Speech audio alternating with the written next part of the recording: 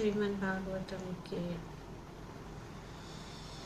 चौथे स्कंद के 25वें अध्याय के श्लोक संख्या 45 को पढ़ें और उनको समझने की कोशिश करें।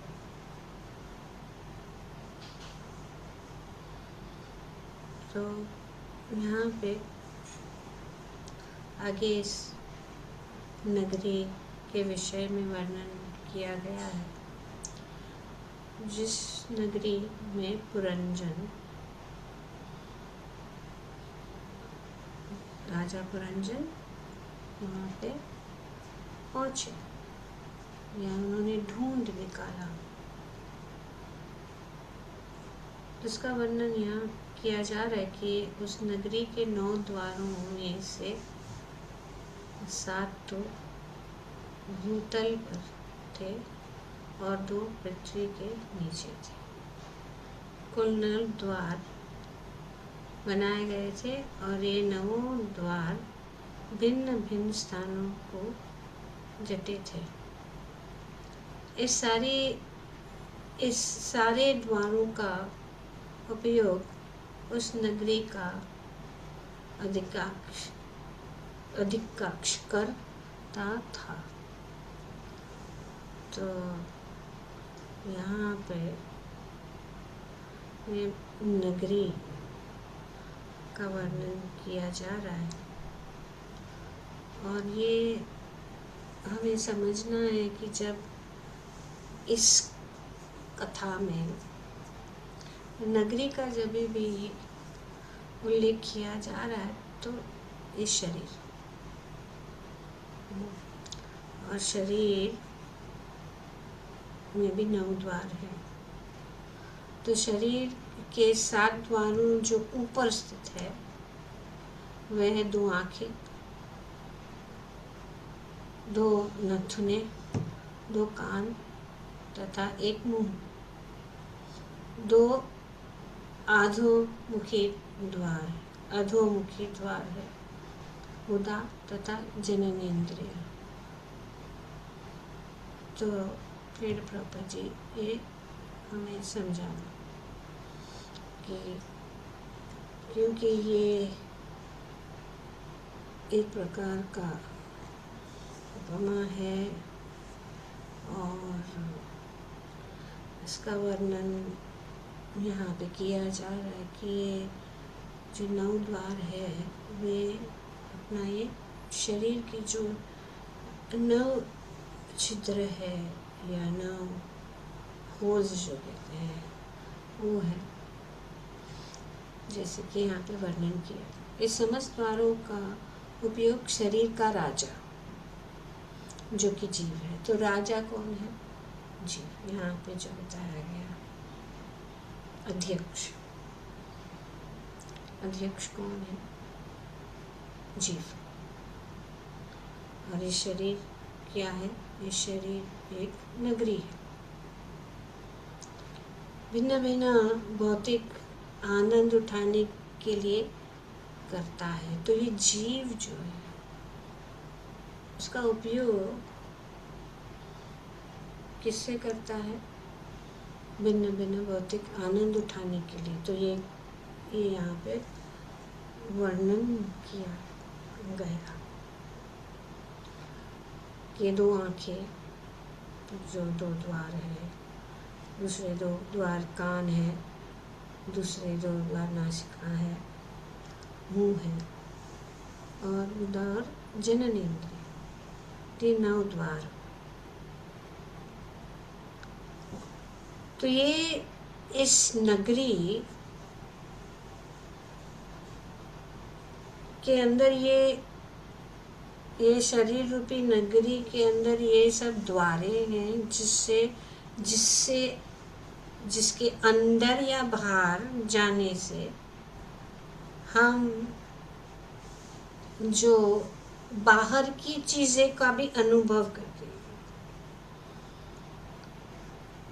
तो जीव जो है वो क्या कर रहा है? वो या आत्मा जो है वो बाहर का की दुनिया को एक्सपीरियंस करते हैं। हम इन द्वारों के द्वारा आंखें जो है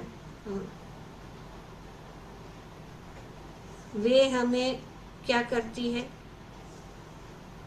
दिखाती है ना, कि इस नगरी में या इस जगत में क्या है, आंखों के द्वारा।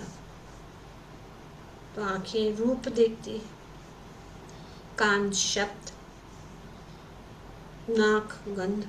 तो ये जो इंद्रियां और उनके senses and object of the senses, या इंद्रियां और तन्मात्रा, नाक सुगंध, जीवा चखने के लिए, त्वचा स्पर्श, और नीचे के द्वार जो है आनंद और जो है अपने आप को हल्का करना। तो यहाँ पे जीव, पुरंजन कौन है? जीव। और वो क्या कर रहा है, ये शरीर के जो द्वार हैं, जो शरीर के साथ जुड़े हुए द्वार है, उस द्वारों के द्वारा, क्योंकि अंदर बाहर ना, जैसे कि हम देखते हैं कुछ चीज़ें तो अंदर ले रहे हैं, तो हम चखते हैं तो अंदर ले रहे हैं, फिर बोलते हैं तो बाहर, तो अंदर बाहर ये सब जो है गेट्स के अंदर से चलता रहता है द्वारों के द्वारा। द्वार का तो यही उद्देश्य है ना कि लोग अंदर जाए और बाहर आए। तो ये इस प्रकार से इस दुनिया के विषय चीज़ों का ये इन द्वारों के द्वारा हम जो अनुभव करते हैं, और फिर हम जो है इस नगरी, ये शरीर जो है उससे हम जो है लगाव बन जाता है, और हम सोचते हैं कि मैं आनंद ले रहा हूँ इंद्रियों के द्वारा, इन तन्मात्रों के द्वारा उनका अनुभव। तो हम सोचते हैं कि ये सब द्वार जो है वे सब इंद्र तृप्ति को भोगने के लिए है। आत्मा जो है ये नगरी नहीं है, ये नगरी में रहता है। उसको कहते हैं क्षेत्रज्ञ, जो भगवद गीता में भगवान बताते क्षेत्र और क्षेत्रज्ञ कौन है। तो ये इसमें रह रहा है, इस नगरी में, ये शरीर रूपी नगरी में रह रहा है। और वो इस द्वार की जो नगरी में वो क्या कर रहा है, वो रह रहा है। पर भगवद गीता के 5वें अध्याय में भगवान इस 9 द्वारों का वर्णन कर रहे हैं, और इसमें भगवद गीता के 5वें स्कंद में इसका वर्णन है कि सर्वकर्माणि मानसा संन्यस्यते सुखम वासी, नवद्वारे पुरे देहि नैव कुर्वं न कारण। कि जो जीवात्मा है, जो शरीर धारण किए हुए जो जीवात्मा है, इस 9 द्वार के अंदर, 9 द्वार के नगरी के अंदर रहता है। और सर्वकर्माणि मानस मतलब मन से जो भी कार्य है, तो इस नगरी में, यहाँ पे ये भगवान हमें बता रहे हैं कि इस नगरी के अंदर रहने का जो है आनंद से कैसे रह सकते हैं। नहीं तो ये इन इंद्रियां और इन 9 द्वारों के कारण जो है हम बद्ध बन सकते हैं और बंदी बन सकते हैं। तो इसीलिए यहाँ पे when the embodied living being controls his nature and mentality and renounces all actions, संन्यास्यते, यहाँ पे बताया गया। तो ये जब वे सब जो त्याग देता है, ये जो स्वभाव उसका त्याग देता है, वो सुखम वासी, वो सुख से इस 9 द्वार के नगरी में he resides happily in the city of 9 gates, 9 द्वारे पूरे देही। पूरी कहते हैं ना, पूरे मतलब सिटी, वो सिटी में रहेगा। ये जो शरीर रूपी नगरी है, शांति से, नैव कुर्वम न car, neither working nor causing work to be done। Way just दृष्टा बन के अगर वो रहे, और दृष्टा बन के रहना मतलब हमें इस भौतिक जगह अपने इंद्रियों की या अपनी 9 द्वार जो है, आँख कान नाक वगैरह से जो भी देखता है, तो उससे हम बिलक होके हम सिर्फ देखते हैं कि ये सब कार्य हो रहा है। तो ये द्वार भी क्या है, हमें लाभदायक हो सकते हैं।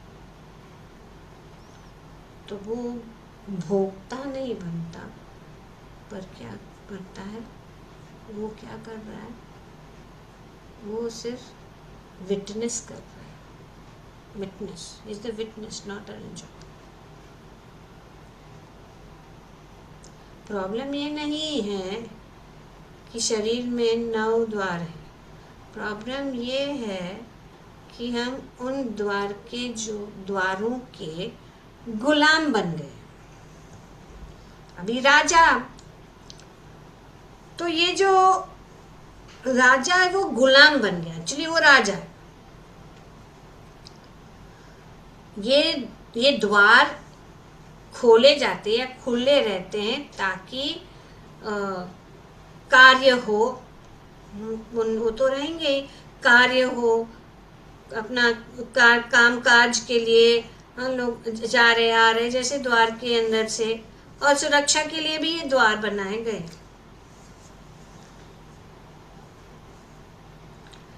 पर अगर ये द्वार को उसके ऊपर जो है निगरानी नहीं रखते हैं, तो फिर लूटे जाएंगे, ये नगरी लूटी जाएगी और पूरा अभद्र हो जाएगा। तो इसीलिए ये हमारी इंद्रियां हैं, उस इंद्रियों को अगर हम भगवान की सेवा में लगा लेंगे, क्योंकि यही तो इंद्रियां, ये जो 9 द्वार हैं, यही सब जो हमारे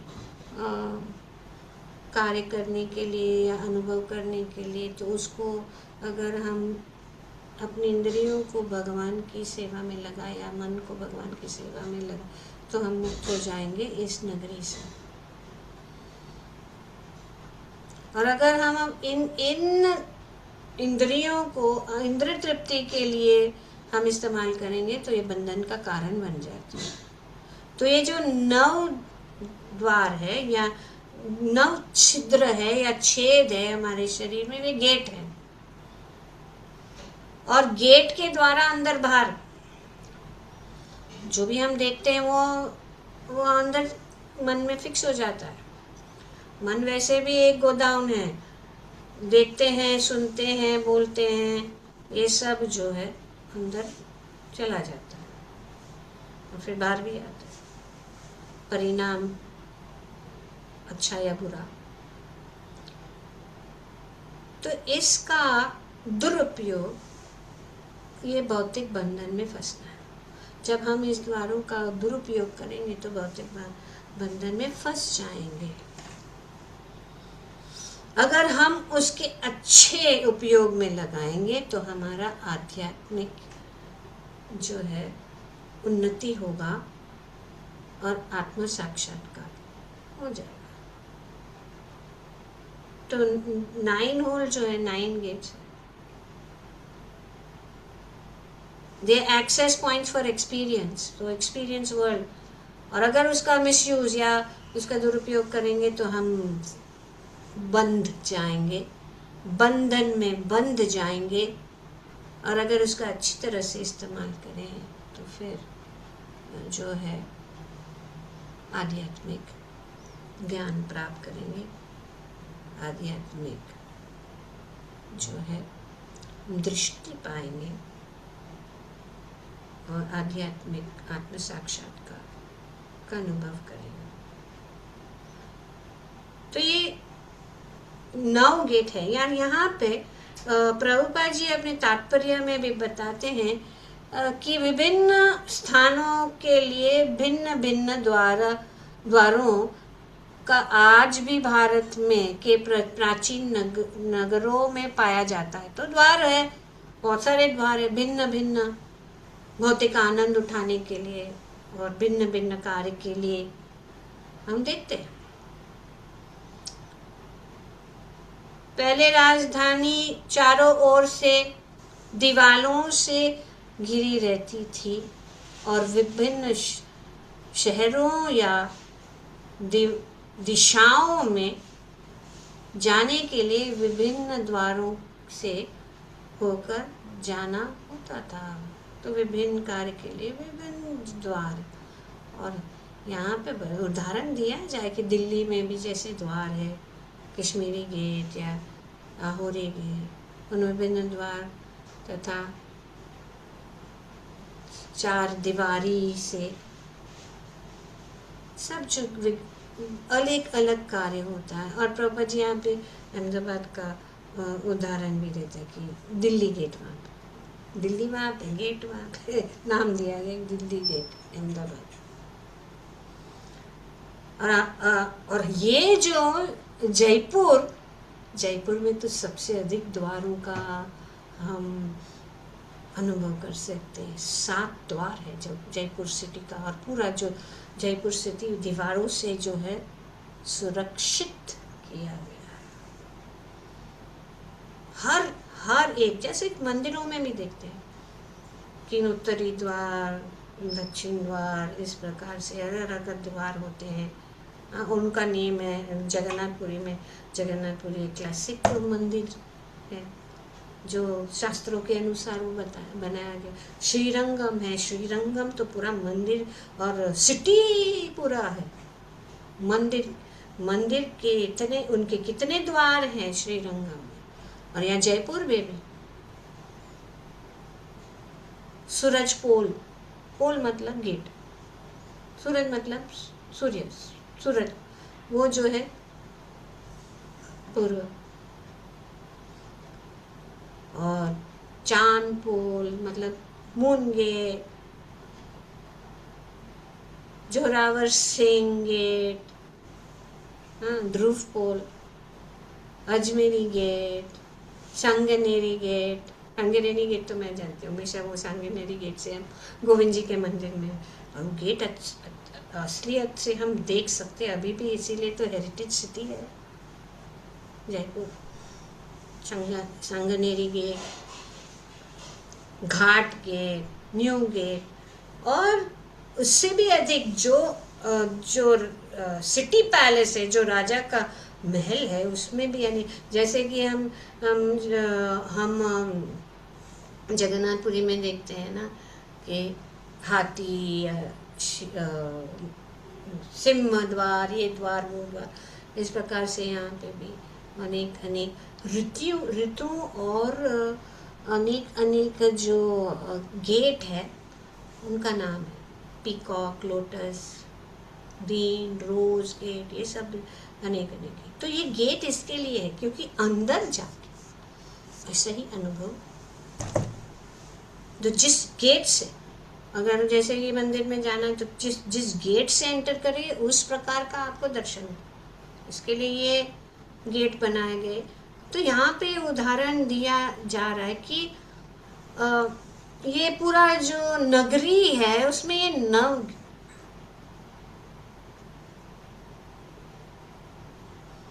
और इस नगरी में 9 गेट है, और इस नगरी का एक राजा है, जो यहाँ पे बताया गया राजा है। लेकिन प्रॉब्लम क्या है, राजा अपनी ही सिटी में भूल गया है कि वो राजा है। यही प्रॉब्लम है। क्या प्रॉब्लम है कि राजा अपने ही नगरी में भूल गया है कि वो राजा है। तो और वो राजा कौन है? पुरंजन जो जीव, जो भागवतम में बताया। वो एक परफेक्ट सिटी में आ गया, वो बहुत ही अच्छा ढूंढ रहा था, ढूंढते ढूंढते ये इस भव्य नगरी में आ गया। किसके लिए? आनंद लेने के लिए, एंजॉय करने के लिए।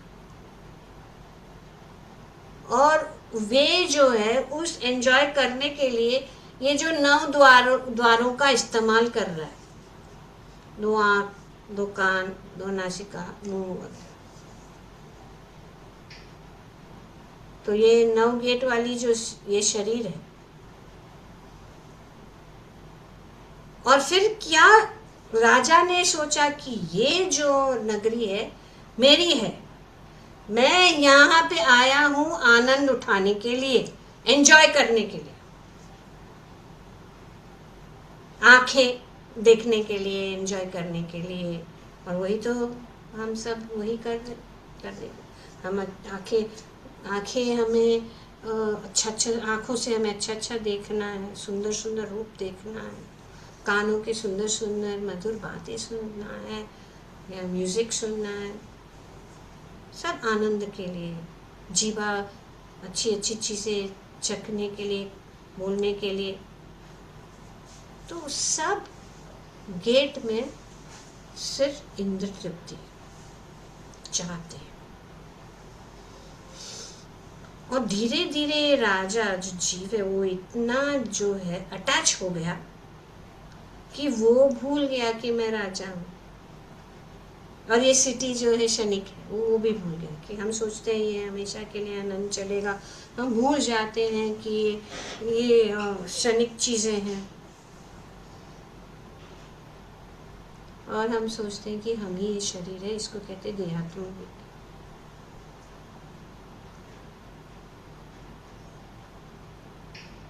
तो अगर ये राजा, ये इसके लिए कहते हैं गोदास, इंद्रियों का क्या है? दास, गोस्वामी। तो गोस्वामी और गोदास, इंद्रिय गोदास मतलब जो अपने दास बन गया, दास बन गया, नौकर किसका बन गया? इंद्रियों का नौकर बन गया। तो इसके लिए वो, इसके कारण बहुत कष्ट भोग रहे हैं हम सब। पर भगवत गीता ये आदेश देती है कि ये बुरा नहीं है, ये शरीर बुरा नहीं है, ये जो इंद्रियां बुरी नहीं है, ये जो 9 द्वार जो से हम उसी नगरी में उन्हीं जो इंद्रियों के साथ हम सुख से रह सकते हैं। कैसे? यहाँ पे उन्होंने, भगवान ने वो भी आंसर दे ही दिया। When the embodied living being controls his nature and mentality and renounces all action, तो ये वैराग्य से संन्यास, वैराग्य मतलब छोड़ के जाना, नहीं घर को छोड़ के जाना। कि हम ये ध्यान रखें कि हाँ, ये जो कुछ भी है क्षणिक है, हमेशा के लिए नहीं है। और ये इंद्रियों के द्वारा और मन जो है के द्वारा हम विचलित हो रहे। पर जो जानता है कि इंद्रियां अपना काम कर रहे हैं, सब कुछ जो अपने आप हो रहा है, ये बहुत कठिन है, लेकिन उसको, इसके लिए अगर हम शांति जो भगवान बता रहे हैं, तो आगे वो बोलते, न कर्तव्यम न कर्माणि लोकस्य सृजति प्रभु, न कर्मफल संयोगम स्वभावस्तु pravartate. The embodied soul, master of the city of the body, does not create activities, nor does he induce people to act, nor does he create the fruits of all this enacted by the modes of material nature. तो ये observe, ये अष्टवक्र गीता का main point, कि हम दृष्टा बन के रहना है, दृष्टा। तो ये बहुत डीप फिलॉसफी यहाँ पे पुरंजन के इस उदाहरण से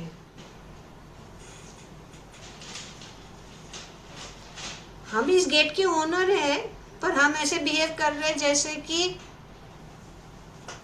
क्या, कैसे कि चौकीदार भी नहीं, गुलाम, इसलिए गोदास, इंद्रियों के दास। तो हमें ध्यान रखना है अगर इस शरीर में ये हमें अपने आप अंदर उतारना है कि आंखें क्या देख रहे हो तुम, कान क्या सुन रहे हो, और जीवा क्या चख रही है, और हम क्या बोल रहे हैं। क्या ये सब कृष्ण के लिए यूज हो रहा है, या सिर्फ एंजॉयमेंट के लिए यूज हो रहा है? ज़्यादातर यही होता है कि हम कृष्ण के लिए यूज करने के बदले में, कृष्ण की महिमा को बढ़ाने के लिए हम सिर्फ प्रसाद, तो इसके लिए है, किसके लिए है प्रसाद? भगवान की भोग ला। प्रसाद का मतलब क्या है? कौन जानता है प्रसाद का मतलब क्या है, अर्थ क्या है? भगवान, जो भगवान को ऑफर किया हुआ है। ओके, और कोई?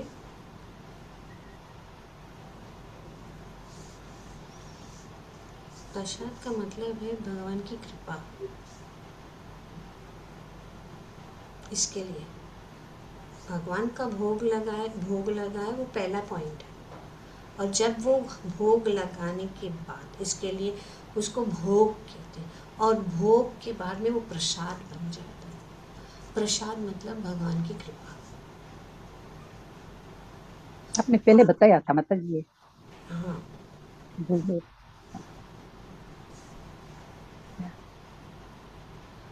तो जब हम सब, क्योंकि हम अज्ञानता में थोड़ा ज्ञान है, पर हम सोचते हैं हमें बहुत पूर्ण ज्ञान है, तो वो थोड़ा प्रॉब्लम ही होगा। जब पूर्ण थोड़ा ज्ञान is, little knowledge is worse than no knowledge, English में यही से।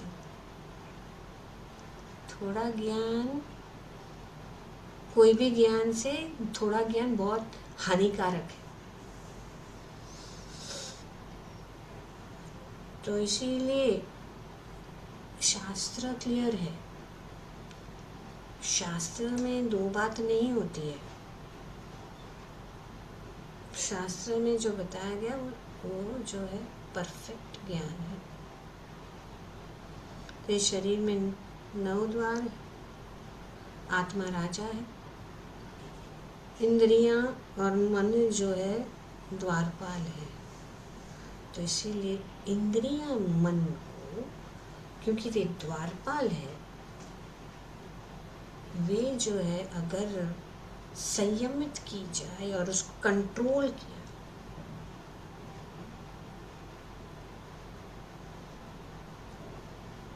तो ये सब जो द्वारों को भगवान की सेवा में लगाना है,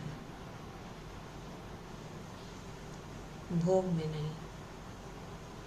जब तक हम 9 द्वारों से एंजॉय करते रहेंगे, आनंद लुटाते रहेंगे, तब तक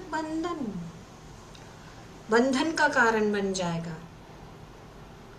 पर इस द्वारों को भगवान की सेवा में लगा देंगे तभी मुक्ति हो जाए तो हम मुक्त हो जाएंगे। आँखों को भगवान की देखने, कानों को भगवान का कथा सुनने, जीवा को भगवान के प्रसाद चखने में, भगवान के विषय में बोलने के लिए, और मन को भगवान में लगाना, और अपनी जननी को भी हम इस्तेमाल करना। कैसे कि हम जो है कृष्ण भावना भावित संतान उत्पन्न करें। इसको कहते हैं कि हर एक द्वार को भगवान की सेवा करें। और प्रहलाद महाराज तो शाम को, अभी ये प्रहलाद महाराज की कथा चल रही है तो शाम को इसको कंप्लीट करेंगे। ये पुरंजन की जो कथा यहाँ पे चल रही है, अभी समय कम है, लेकिन शाम को इसको, और जो प्रहलाद महाराज के आदेश के अनुसार उन्होंने भी क्या कहा है, यहाँ तो भगवद गीता का तो हम समझ लिए जो भगवान ने क्या किया कहा है, तो हम इसमें से ये प्रहलाद महाराज का उपदेश के अनुसार इसको भी समझने की कोशिश करेंगे। तो इसीलिए यहाँ पे प्रभुपाद जी बताया कि इस उपमा की मुख्य बात यह है कि जीव विभिन्न भौतिक ऐश्वर्यों का भोग करना चाहता है और प्रकृति के इस हेतु शरीर में अनेक छिद्र बनाए हैं जिन्हें वो इंद्रिय भोग के लिए काम में ला सकता है। तो इसीलिए एक छिद्र, इसीलिए प्रकृति के द्वारा, पर इसको काम में कैसे लगाना है, इसको अच्छे रूप में हमें इस्तेमाल करना है, उसके दुरुपयोग नहीं करना है। अगर हम उनका सही उपयोग करेंगे तो हम मुक्त हो जाएंगे और भगवत धाम वापस चले जाएंगे। ग्रंथराज श्रीमद् भागवतम की जय। ओम तत्सत। Thank you very much. Hare Krishna. Hare Krishna.